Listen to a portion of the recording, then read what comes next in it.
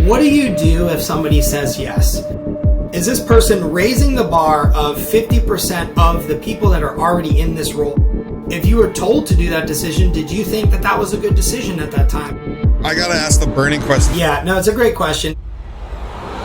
Ever wonder what it takes to land a job working for AWS? Well, today's guest is a technical recruiter for Amazon, and we're going to cover everything you need to know about working for the world's largest cloud provider. Welcome to the show, Jamie. Do you mind taking a few minutes and introducing yourself? Yeah, so thanks for having me. This is actually, pretty cool. I've never been on a podcast before, so this will be a lot of fun. So a little bit about myself. So I have been in recruiting now for about 8 years. And overall, I've worked mainly within the tech space. So everything from help desk all the way up to level 3 engineers within big tech. So I've pretty much had hands on everything from A to Z. And then before that, I also worked in sales and also software implementation.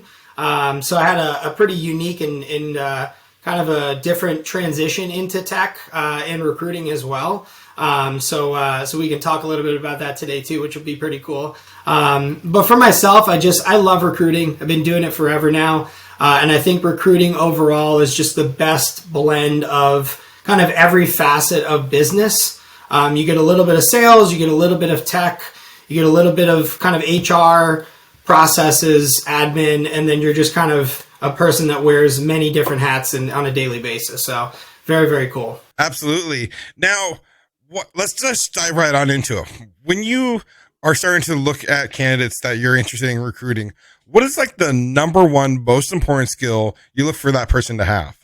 Yeah, great question. I think for us, really, we work in a capacity that I think in all recruiters as of today, resumes and access to candidates is in an abundance. So it's almost the opposite when I started, where you're just kind of trying your hardest to find candidates. Now, I mean, we still do, but it's almost in a capacity that we have so many candidates that we need to kind of narrow our focus a little bit harder.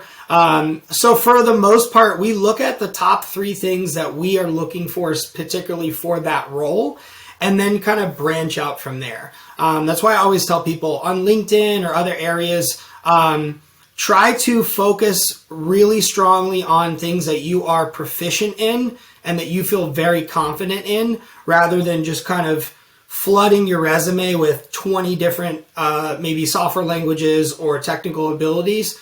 And it really helps to be able to have you stand out, and then talking to 2 to 3 to 5 of those things that you are very proficient in and kind of focusing on those in your resume.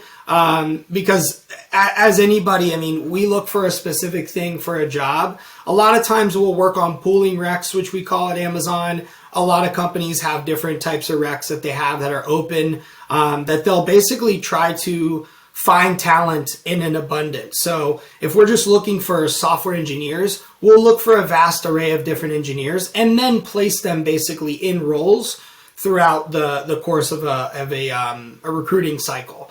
But for the most part, I tell people, you know what you're confident in, try to master that, and then focus on that in your resume, because that's really what we're going to be looking for.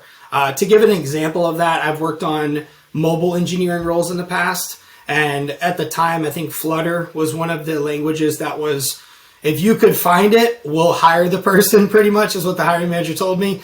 And when we did find those people, one of the frustrating things was you'd reach out to them, you found it on LinkedIn, you talk to them, and then when I finally would get them on the phone, they're like, yeah, I used that for like 2 weeks at this old company. I wouldn't even know what it looked like if you put it in front of me. And, we got a laugh out of it. And we wound up, I worked through referrals with those people, or we still sometimes even set up interviews. But for the most part, you'd find that that's very common. It's almost like you or I, if we went out and just said, like, we're good at fixing cars and we're good at painting a house and doing this, one day somebody's going to come up to you and be like, okay, you're hired. I'm going to paint your house. And they're like, I actually haven't painted a house in like 12 years. So I wouldn't even know where to start.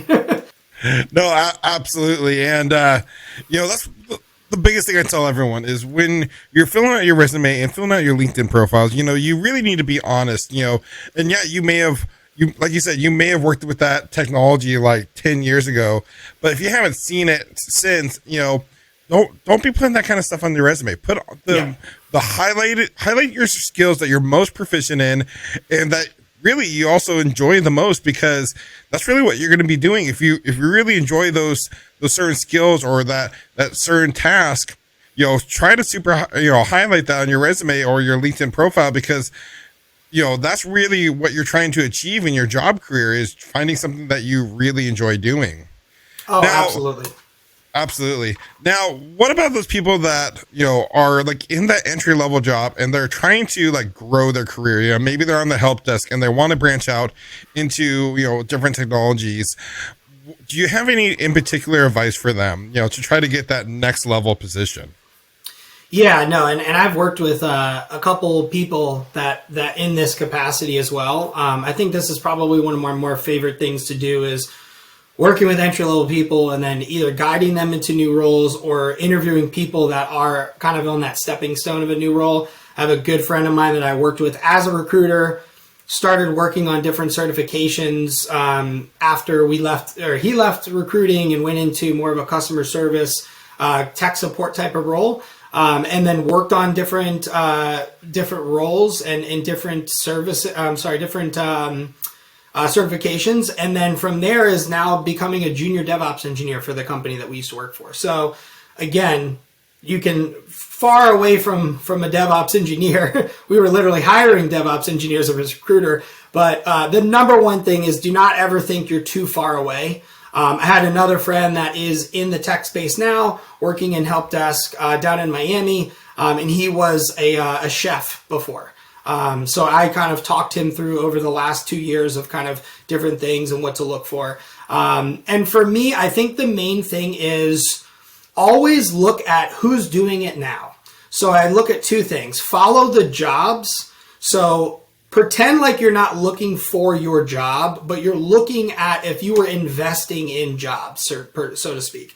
Where are the abundance of jobs? What are the main jobs you're seeing? If you're looking for something and you only see 3 or 4 openings, and you're looking on LinkedIn and there's 2,000 people that are applying to that job, the reality, if you're trying to transition into that, it's probably a flooded market and you're going to have a very difficult time.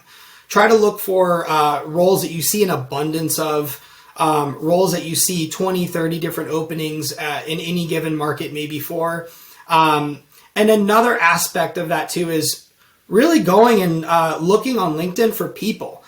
Look at people with those titles, see their track record, see where they went, kind of get a gauge of how long they were in each role, and see where they are now. If you want to be, let's say, a DevOps engineer, if you want to be an IT help desk admin, or if you want to be a Salesforce admin, whatever it might be, start looking at people with those titles and see where they came from.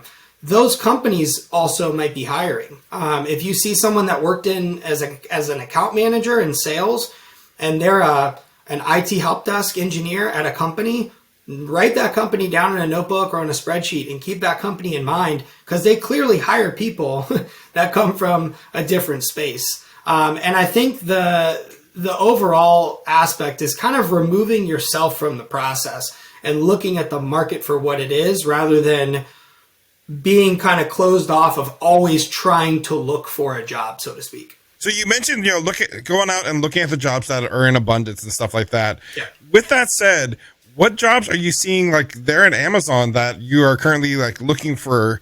And what do you see the future being, for maybe those people that don't necessarily know what they want to get into? What is your best recommendation of like what's going to be the next thing?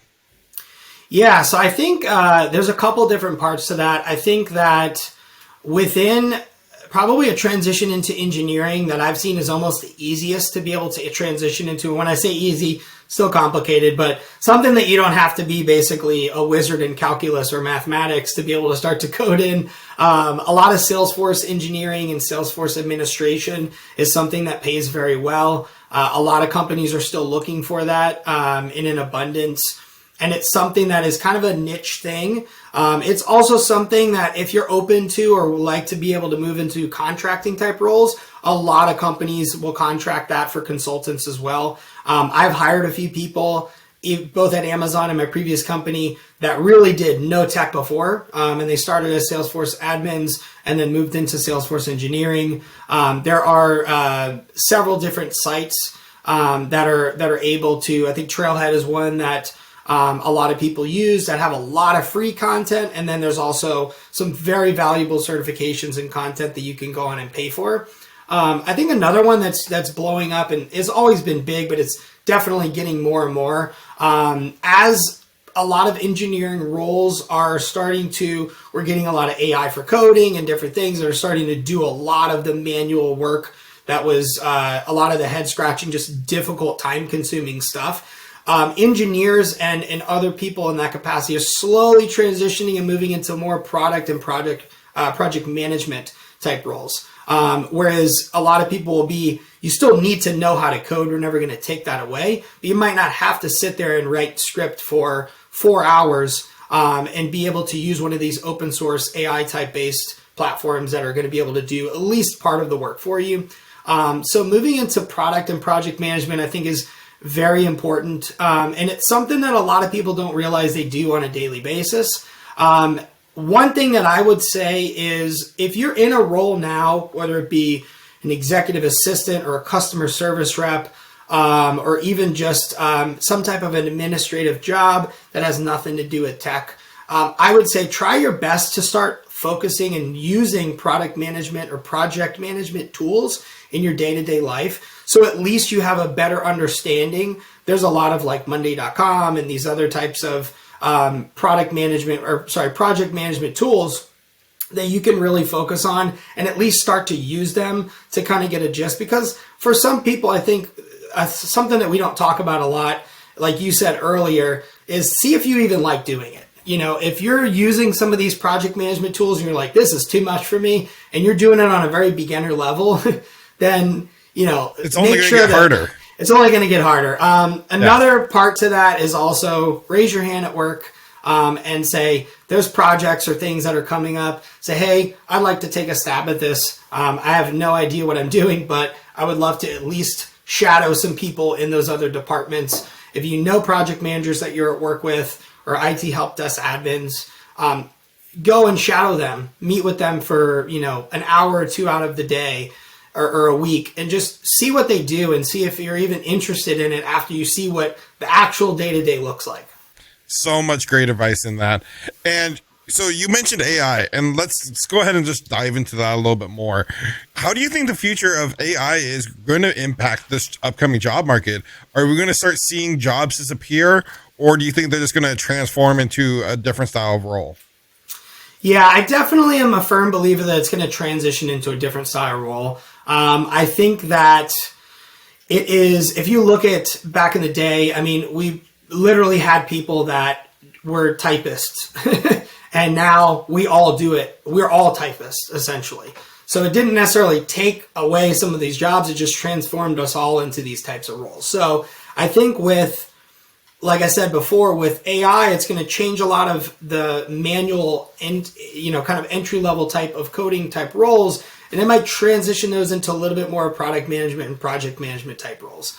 I've been being told that AI is going to take away recruiting for my entire time in recruiting now. I've yet to see it. I'm not one of those people that we're never going to be taken away. But at the end of the day, people are still going to want to work with people. You're still going to need people to write the codes for the AI machines. You're still going to need people for product and project management.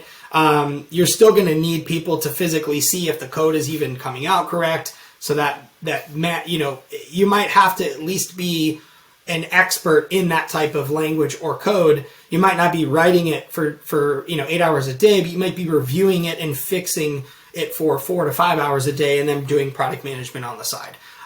We also are in a kind of a weird transition period where a lot of people don't realize this software is not going to be available to every company. This isn't something that we just turn the light switch on and everybody's going to have AI and the world's going to end type of thing for software engineers. This is going to be a luxury for a lot of companies. And like open source in mobile app development, it's going to take a very long time to be able to transition it in. If anyone has ever been in a company that's tried to pull a software system out and put one in, whether you're in HR, engineering, whatever it might be. If you and I switched from Google to Outlook, it changes everything and it throws everything off. So it's going to be a long time before this is truly going to affect the work market. And I think almost anyone who's worked in the tech field for a little while can tell you that most companies and organizations are very resistant to change. Yeah. And, you know, if it's not broken, don't fix it. I mean, I know plenty of organizations that are still running like Windows XP on their workstations and stuff. Absolutely. So, you know, while I do think things are going to start changing, but I mean, it's not going to be an overnight. It's not going to be, you know, just swoop in and then they're going to have a mass layoff. And I don't really even think there's going to be a reduction in jobs. If anything, there's going to be an increase in jobs because the tech sector is still going to continue to grow and there's going to be an ever more demand. But maybe the roles we're seeing today, they might not exist in 10, 20 years, but they're going to be different. And the people who can learn to adapt and utilize AI as the tool that it is are going to be the most successful, I believe. Don't you think? Yeah, absolutely. And I am a firm believer at a general statement, which I say often is tech is only going to become more technical. If you look back, even let's say late 90s, early 2000s, one of the most technical people in our community were people that worked at Best Buy or Radio Shack when it existed still. That was it. A lot of us, even growing up, it was you knew a kid that knew how to hook up your Nintendo or your PlayStation. Now you're seeing 5-year-olds, 2-3-year-olds on tablets looking at a restaurant. They're playing a Nintendo Switch. So the world is becoming more technical. So jobs are just going to be that. Whereas it is just going to become more technical. And that's just going to transition into different roles. It's not just going to be the tech sector of a company. And I think it's just going to get to a point to where we just have universal business in companies. It's not going to be this is tech and non-tech. It's going to be kind of a divide still a little bit, but not as much as you see now. Because even 10 years ago, it was a hard line where those are the tech people, these are the non-tech people. Now there's a lot of crossover in gray area, and that gap is slowly closing, especially within bigger companies like Amazon, where the idea of tech and non-tech is not very daunting. You commingle with these people on a daily basis. We are a tech company, so it's a little different. Whereas I've worked at companies where it's like they're literally speaking two different languages, and you need like basically someone to translate in meetings what's going on. So it's slowly evolving, but it's just going to become more technical, and it's going to create more opportunity for people that are looking to get into tech. I think it's actually the opposite. If you're resistant to tech, it's going to be a harder time for you to find jobs in the future. If you're open arms to it and you're excited about it, you're just going to have more opportunity in the next probably 5 to 10, 15 years. Absolutely. And I want to take a second and kind of step back to your role with Amazon and your recruiting. So let's be honest. A lot of people, when they think Amazon and tech, they think of the cloud, the AWS services. And I constantly get asked, hey, I want to learn cloud. What type of, should I go after Amazon certifications and stuff? But I want to hear from the horse's mouth. What do you recommend for people wanting to look into getting into cloud, whenever it comes to like Amazon? Yeah, and again, for me, I think that I'm obviously biased with AWS being an industry leader, and it is a juggernaut within our industry, as well as basically almost half of our revenue in the company, at any given time. But at the same time, again, I go back to looking at what is the overall job presence and what is everyone using. What are people in your area using? If you're targeting a company, if you want to work for Google, then look into Google certifications. If you want to end up in Amazon, look for AWS certifications. Azure is another one. Those are just basically the 3 top, big dogs in the market. And I think, again, it's looking at your industry, your region, and looking at like a recruiter does. Start to narrow down your search. It doesn't have to be one or the other. And to be honest, a lot of people, even where we are, We look for it, but if you are an absolute master of Google Cloud or Azure and you have other certifications, you're going to be able to transition into AWS fairly quickly. I cannot say that we don't hire people that don't have AWS experience. It happens all the time. It happens every single day. So my best thing is looking at, like I said, your market, your region, a company that you want to work for, find out what they use, and then go after those certifications for that job. And it also doesn't hurt to have multiple certifications between multiple products, because it just makes you that much more marketable. Absolutely. Now, actually, on another show we recently did, we were talking about like hybrid engineers, and it was hybrid network engineers. What is your take on that? Do you think everything is going to be switching to the cloud, or are we going to start seeing some of these hybrid? And like in your recruiting, have you seen more job postings and stuff that are requiring people to kind of be a jack of all trades, I guess is what I'm getting at? Yeah, I think you see it a little bit more in mid-sized companies. I think with the size of Amazon, one of the big differentiators within big tech is you have people specifically aligned with certain businesses and then certain avenues within engineering. So you will have people that you specifically do this type of job. Whereas in other companies, you have a little bit more ability to do 6 different jobs. Not saying it doesn't happen at Amazon, but it's definitely a little bit more of an abundance and need when you have a company that has maybe a newer department or a department within maybe a 5,000 person company. They have a new cloud department. They have a VP of engineering. They have 2 engineers, and then they basically need an entry-level person to be able to come in and do a lot of the work that those higher-level engineers just don't have the time to do. I see that all the time. I've hired a lot of people like that.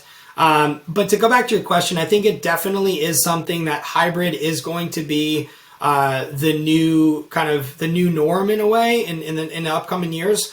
And my answer to that for people is, like we went back to the beginning in our resume. Don't go overload on certs and different things of 20 different things and help desk and DevOps and this and that. Focus on, 2 to 5 things. Try to spend, and if you're going to do maybe 5 to 10 hours a week of career development outside of your daily job, focus on 3 things and say, okay, I'm giving myself a 2-month goal. I want to have certifications in this, and then at least a very good understanding of these 2 other ways. Teach it kind of to yourself in that way. And you have to set timelines. You have to set credentials. You have to set goals for yourself, because otherwise you're going to be just good enough to have it on your resume. But then when you actually get the opportunity to talk in front of someone, you're not going to quite be well versed in any of it to actually win someone over in an interview. And this is going back to my sales days. We used to always joke about you're always trained on how to overcome when people say no to you. And one of my VPs one time, we were at Robert Half when I was in agency recruiting, and he's like, what do you do if somebody says yes? And he just sat down next to us. He's like, okay, I answered the phone. What do you say? And we're like, And we knew it, but you're so focused on getting told no over and over and over that's kind of the speed that you're working in.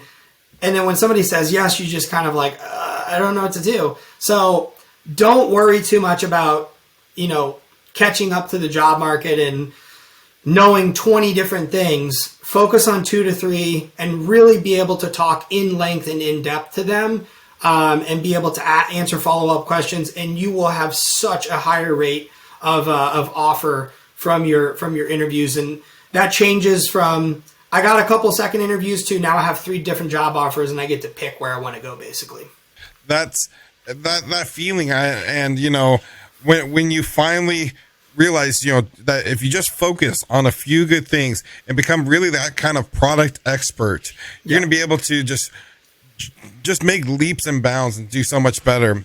And, you started talking about resume, and I think that's also one thing that, like I do career coaching, and a lot of times people will come to me and like, hey, I've applied for billions of jobs and I'm not getting any interviews. I say, well, to be honest with you, your resume probably sucks. Like, I haven't looked at the thing, but if you're not getting job interviews, your resume sucks. Yeah. And when you're looking at a resume, what is the key things like you try to like to find on the resume? Like, I know you probably get hundreds of, if not thousands of resumes a day. What catches your eye? Yeah, and this is the age-old thing. I will say the number one thing, especially for recruiters, because we exist now. We didn't exist. I mean, we existed 20 years ago, but it was a very small amount. It's not like the norm like it is now. You have to think, we're people too, and we have attention spans, and we have a goal of what we're looking for. And I always tell people, it is just like if you're looking at anything else. If you're looking at reviews on restaurants, whatever it might be, you have certain things you look for, and then you pass on those. One of the main thing for me and a lot of other recruiters will always tell you simplicity.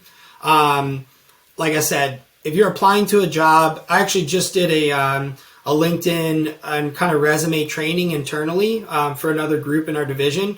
And one of the things that we talked about is just simplicity, trying to keep your resume from 1 to 2 pages. And I like to do 2 to 5 different resumes that you have at any given time. I tell people, Absolutely. Have one resume that has everything. This is not the one you ever send to anybody. This is like your 3 to 5 pager of everything you've ever done. That is like your interview resume. That is I go to it. It is my Bible of everything I've ever done in my corporate life, basically. Then you have a resume. If you're a IT help desk admin, have your IT help desk admin resume specifically for those roles. If you have the time to narrow it down to 3 things that they specifically said in that job description that you're applying for, make sure that you put that at the very top. Don't put it all the way at the bottom. Yeah, 100%. Catch our eye in the first 10 to 15 seconds. When I tell you, when you do it as long as I have, and like you said, thousands of resumes, literally thousands of resumes, maybe tens, you're going to see things in 5 to 10 seconds. And you're just going to look at things. You're going to scroll through. We speed read. We look at different things. Titles is another thing that is huge on LinkedIn and on resumes. I always tell people, if you work at a company and you are, for example, a data engineer, but your company does not call you a data engineer and you are a data and analytics communication specialist, whatever, some weird title that they use specifically for that company, put data engineer on your LinkedIn and put data engineer on your resume. You're not lying because you are a data engineer. But when I tell you I look at so many things on LinkedIn, we're going to be searching for you based off of those titles. You are not going to come up in those searches. So making sure that your titles align. Don't make it up. Don't say I'm a DevOps engineer and you worked as a help desk person. But if you know that you do that job, make sure your title aligns. And like I said before, keep stuff simple. Keep it at the top of the page. It's okay to move your education to the bottom. It's okay to not have an objective on the top where it says a little paragraph about yourself. Just try to keep it shorter. And sending out different resumes for different jobs is a critical key factor there. So really quick, you just mentioned like having that objective section. Do tech recruiters and stuff, do you guys actually read that, or do you just kind of skim through it? I personally don't. And a lot of times what I also tell people is there's nothing wrong with sending a recruiter over a second resume once you've actually spoken with them. And I would even tell them straight up, hey, I usually apply with a much shorter resume. I'd like to send this over to you because this gives a little bit more in-depth for the hiring manager to be able to get a little bit more information about me for the interview process. No recruiter's ever going to be upset about that. And they're going to want to know a little bit more information. And even if it doesn't get sent over in the transition of things, it's okay. But sending that first, it's great when we were looking at 5 resumes and we wanted to really read line by line everything. But realistically, objective statements are kind of like a reference. We know it's going to be positive. We know that it's going to kind of give a brief summary. But at the end of the day, we're already probably opening your resume. I like this in 5 seconds. I'm going to look at either a link on your LinkedIn. I'm going to link it. I'm going to open up in another tab and I'm going to start looking at both. making sure that they line up, making sure that the titles line up, making sure that the dates line up. And then I'm going to kind of either reach out to you through your resume or look a little bit further and kind of go, okay, like the resume, let me go on LinkedIn or back and forth. And I think that's a key part, is that there's a lot of things that they're old school, but it's not even old school. It's just been the norm. It's just been, nobody's ever asked the questions. Do we read these things? Do we need this still? Does this need to be Absolutely. on here at all? Like, has anyone ever said, I really wanted to hire this person or interview them, but this objective statement, it doesn't grab me. It's not ever going to happen. I've never heard that. I've never heard anybody say that. And honestly, when you're dealing with tech hiring managers are skimming through even more. I've had hiring managers just scroll all the way down to the skills portion of, do they have the languages? I trust you, recruiter. You talk to them. Put them in front of me. Absolutely. I just want to make sure they have the skills on their LinkedIn and on their resume, and that's it. Well, while we're talking about myths, what about the cover letter? Is it still needed nowadays? Or like, what do you recommend if it is? What do you recommend putting on it? I do like cover letters. I like to have a generalized one to be able to send out. However, what I think personally is much more impactful, again, this is speaking from a recruiter and also a hiring manager, because you got to think that cover letter it's not likely that a hiring manager is going to see the cover letter. They might, if you're interviewing for maybe a smaller company, if you see like on a job posting on LinkedIn, you know how it says like, so-and-so, Dakota posted this job, and you see Dakota's the engineering manager for that company. That might be a little bit, good inclination to send a cover letter or attach it. Some places actually require it. I do think that it's just kind of a very gatekeeper roadblock type of mentality. If a company is not going to hire you because you didn't have a cover letter, they're probably going to have, other things that are just going to be blockages in development. Again, my personal opinion.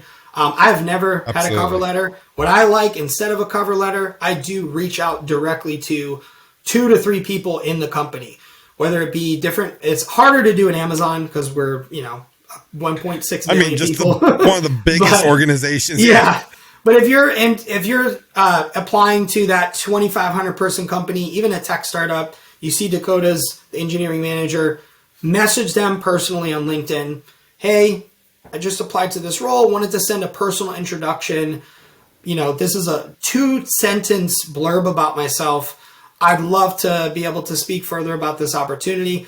Another thing that I also love is this role excited me because I worked at a competitor 2 years ago, or I am, doing this, and I saw that you guys use Azure, and I just got a certification in this, and I think it would be a really good talking point.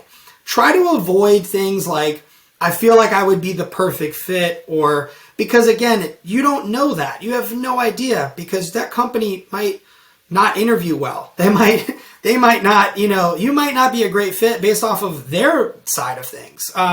You don't know if you're qualified yet for the role. You might be dooming yourself and going into a job that is way out of your league or overwhelming, and you're just going to crash and burn, and it's going to be terrible. Also a firm believer of like, fake it till you make it at some point too. You have to kind of do that, but absolutely. And just be confident, be direct, and have a easy transition into a conversation. Don't be like, let me sell you on why I'm perfect for this job. It's just, it's not going to wow anybody into talking to you. People want to feel like, okay, I wouldn't mind having a 5 to 10 minute conversation with this person that doesn't seem overly eager to tell me how perfect they are for this job, but they just genuinely want to see if they're a fit and that we're a fit for them, because that's really what interviews are. Absolutely. Now, I want to ask you a question. So a lot of people, will come to me saying, gosh, you know what, there's these jobs out here and they're asking for all these requirements, and like they want me to have 10 years experience, and like I just can't catch a break. What is your opinion on people that might not meet all the qualifications, but should they still apply for those jobs out there, or should they try to like build up their skills before they even start considering applying? Yeah, I always look at the 7 out of 10 rule, or the 70% rule, I like to call it. If you have more than half of the qualifications on a job, realistically, you are going to probably be just as qualified, if not more than 50% of the people. So we basically have, most people, it's common knowledge, we have a bar raiser and meeting the bar qualifications that we look at, and that's how we gauge people in our interview process. We say, okay, does this person meet the bar and raise the bar, which is essentially, is this person raising the bar of 50% of the people that are already in this role at Amazon? And when you raise the bar, that is a double thumbs up for that job. So again, that could be 7 out of 10. But if you are mastery in 7 out of those 10, you're more than likely going to raise the bar for that company as well.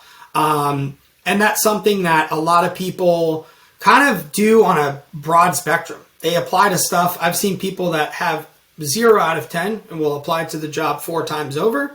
And then, because I see everything in our queue, we have a lot more data, and I see a lot more than I've ever seen at other companies as far as how many jobs people apply to. And it's heartbreaking. I've seen people apply to 1,200 jobs. And I'm like, there's no way that you believe that you're 70% qualified for 1,200 jobs. And if you just applied to 50 and messaged people, went on LinkedIn and spent more time searching and developing your talent rather than applying to jobs 8 hours out of the day, you would have a little bit better of a track record, as far as interviews. And a lot of it, I think it's also looking for the right jobs. There are a lot of companies that are just difficult. And they're like, I want this person, like you said, to have 10 years of experience. And you're like, you said entry level on the job description. Why do I need to have 10 years of experience? Look at what they say on the description and basically reiterate that back to them. If it says 3 years experience on the job description, read it back to them in the interview, say that to them and say, hey, I do actually have 3 years of experience with this, this, and this. Can we talk a little bit more of where my gaps are? A lot of times what I like to say too is having some closing type questions on your interviews is a big factor as well, and make them tell you verbally what you are missing. Because even if it doesn't mean you're going to get that job, they might be looking for specific things that you're going to be able to take away from that interview and say, hey, I'm accepting the fact that this is a total wash, not going to get into this company, but I want to hear what these ridiculous expectations are, so maybe I can even further bridge the gap between those two. And then the next company is even going to be a much higher likely outcome that I'm going to get this job, basically. Absolutely. And, I say it all the time, like to view, and I think other people say, view each job interview as a learning experience. Yes. And, really let's break that down is, you're take away something from every job interview, be asking those important questions, an interview is a two-way conversation. You are interviewing that organization just as much as they are interviewing you, because you got to make sure you're going to enjoy the job, and they got to make sure that you're going to be a good fit into their company culture. So make that a conversation. Talk those, bring up those questions like, let's talk about some of my gaps, some of the skills that you think I don't have. And maybe you just didn't depict them good enough, or they just simply read over them in your resume, and you can be like, oh, wait a minute. No, I actually know this like inside and out. And it gives you an opportunity to further explain that. At least that's my opinion on that. Absolutely. And I'm a firm believer of that. I was, kind of taught that early on, which I'm very grateful for, is being able to ask those 2 closing questions. Have 5 to 6 questions at the end of your interview ready. 2 of those being closing, like you said. The perfect one is there anything that we weren't able to discuss that you feel we might be missing, to be able to get me to the next round of interviews or next round of the process? Or if there's anything that you feel that I might be missing or lacking in this job that we could talk to a little bit more, just because you'll be surprised how many follow-up interviews that ended that 1 or 2 questions would have eliminated an extra step entirely. I've had so many that, hey, I really like this person. He or she was really great when we talked about this, but I'm just going to have so-and-so talk to them because there was a couple areas that I didn't quite get enough information on, and I want to set them up with another 15 or 30-minute call. And that's very common, by the way. It happens in every company I've ever been at with every hiring manager. So that might be negated by an extra couple questions here and there, because it's stuff that it's not easy to give critical feedback or give or even want to bring up the fact that they think that you're lacking something. So if you invite that conversation, it's going to go over so much better each time. And like you said, I think the perfect thing is, I learned this early on as well. I'm very eager, determined, competitive, and I would tell myself, I'm like, I'm getting this job. I'm getting it. And I'm like, I'm going into this like if it's my big movie role. I was getting my job at Amazon. However, that was also backed up by 2.5 weeks of 3 hours a day preparing for how to interview at Amazon. So when I got the job, crazy. I was like, I'm excited, but I'm like, if I didn't get it, I knew I was not prepared for the job. Wow. So preparation is key. These are not normal conversations. Amazon has there's so much stuff on YouTube. There's stuff that we post. There's stuff that if you're in a process, we send you so much resources and documentation. It's a really awesome way to be able to look at interviewing. And for me, I think no matter where you're interviewing, be prepared to talk to your resume front and back, and be able to ask yourself follow-up questions. So using a STAR format, if people have heard before, having a situational, a task, an action, and a result is key. Telling a story of, at one point when I was working for XYZ, I had a situation where the task at hand was this, the actions I took was this, and these were my results. And if you have data to back that up, back it up. But you have to paint a very visual picture for that. And then take that and wait and be expected on to basically have that kind of probed into. And be okay with someone saying, well, can you explain to me a little bit more of why you made the decision to dive into it that way? Or if you were told to do that decision, did you think that was a good decision at that time? And would you have done it differently? And there's just a whole array of follow-up questions. But I feel like that is a big key factor. There's so many people that are so incredible in their roles. And interviewing is just another world in itself. As a recruiter, I always say, and I tell this to hiring managers, interviewing is very awkward. We don't normally do it. It's very daunting and difficult at times, especially if you're not someone that, is camera shy or, is almost like public speaking in a way. Absolutely. You're basically doing a sales job for 6 hours out of a day, and you don't work in a sales capacity, and you're selling yourself and pitching yourself. So interviewing, I'd say, do not underestimate preparing for interviewing. Even if a company is super casual with you throughout the process, over prepare. You'll never be upset for over preparing for a job. And like you said, even if the interviews are terrible and it only lasts 10 minutes or whatever it is, you'll never not have that information back. You'll always have that information for the next rounds of interviews, and you won't regret it. Such amazing advice. And as we start landing the plane here, I got to ask the burning question that probably anyone who's watched the video this long is dying to know. If someone wants to work for Amazon, Amazon is that dream company, what advice do you have for them, and how should they go about the process to apply for a job, and how does that go? Yeah, no, it's a great question. And Amazon, I will say, is a very different beast as far as how we approach the interview process. I would not say it's more difficult. It is just more thorough. So it's actually a lot easier than other companies, in the sense that other companies deliberately sometimes try to make interviews very difficult. And I know hiring managers that have actually gone about kind of trying to get a difficult reaction out of someone or whatever it might be. The reason why I say Amazon a lot of times is easier is because we give you all of the tools and the resources to be successful within these interviews. So number one is, don't be afraid to apply. Don't be, oh, well, that's so far away from what I'm doing. That's the NFL of companies type of concept. And that's something that I myself was guilty of. I never even really applied to Amazon jobs in the past, because it's such a huge step up. So number one, don't be afraid to apply. Number two, We are very high volume in any capacity. We get literally thousands upon thousands of resumes. Don't get discouraged if you're not getting any feedback or you're not getting interviews, so to speak. And at the same time, also take the extra steps, be thorough, reach out to people.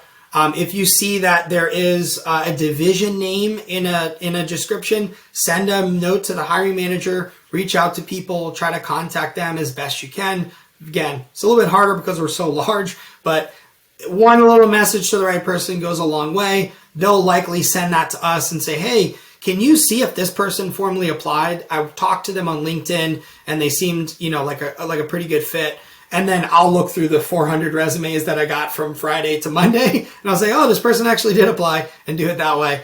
Another thing is also be accepting and open on LinkedIn, making sure your LinkedIn is up to date, making sure your LinkedIn has all your titles and everything up to date to be able to align with your resume. And it makes you much more visible to us as recruiters because we also do a lot of sourcing and we go out into the market and we go on LinkedIn on a daily basis and look for people. And the other biggest key factor is when you do get that phone call or get put into an interview process, take it very seriously because we take it very seriously. We're going to be very thorough with you. And to give you kind of a little idea of what the interview process looks like at Amazon, a lot of it will be an intro call, kind of more of a casual call with a recruiter, explaining the role, explaining the process, kind of getting a couple of questions here and there from you.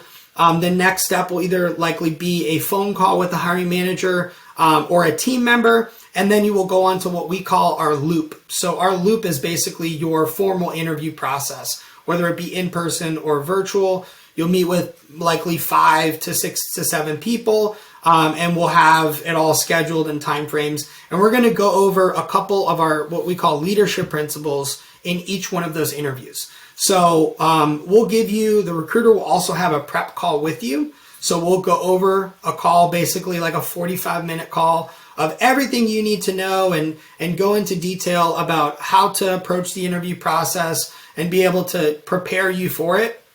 And then you're basically going to go in and talk to these principals.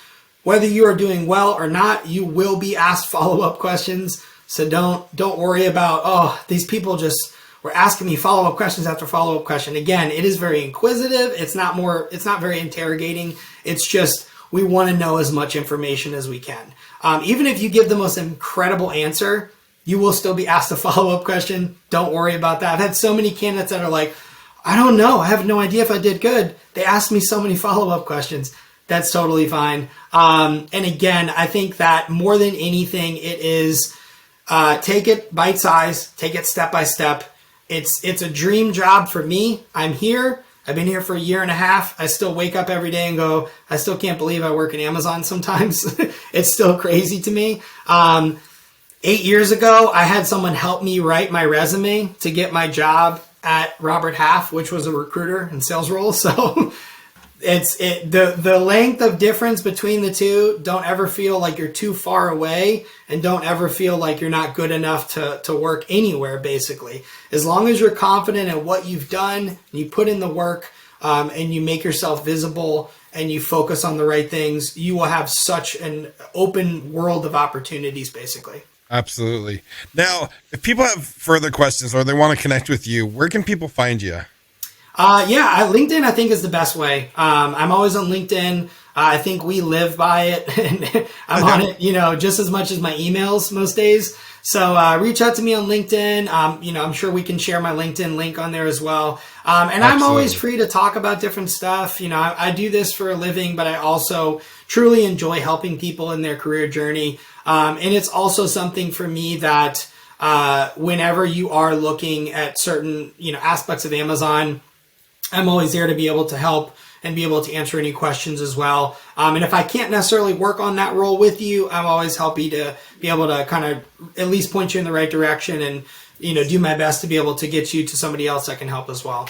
So awesome. And, I can't thank you enough for taking the time. And yeah, we'll absolutely make sure and link your LinkedIn profile down in the description or the show notes. Again, thank you for taking the time and really kind of demystifying a lot of the things when it comes to, how it is working with recruiters, and especially like a big scary corporation like Amazon. It can be quite intimidating to apply for a big organization like Amazon, I think. And I really think you've made it a lot easier to understand, and hopefully for the people who are watching or listening to this, they're that much more intrigued and that much less intimidated.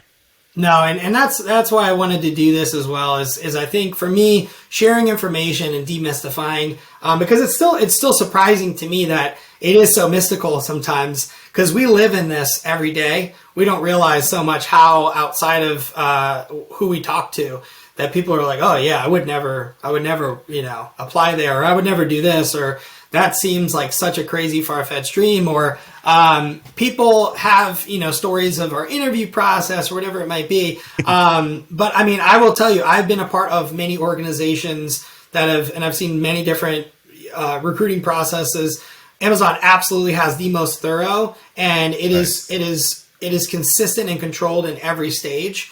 And you have the absolute best chance to succeed in that interview process, probably more than anywhere I've ever worked. That's so and if cool. you don't get something, it is absolutely not because, you just bombed or did whatever. We try to work with you on different roles and talk to you about different things. So we're always there as a resource. It's just something that is very, we're very passionate about, and we want people to succeed. And it's just something that it's a lot more thorough, but there's a lot more resources to match that. So it balances out really well. So nice. And again, thank you again so much for taking the time. I hope you guys found some really useful information. I know I even learned something in this interview, so I hope you guys learned something too. Thank you guys for watching, and until next time, keep learning.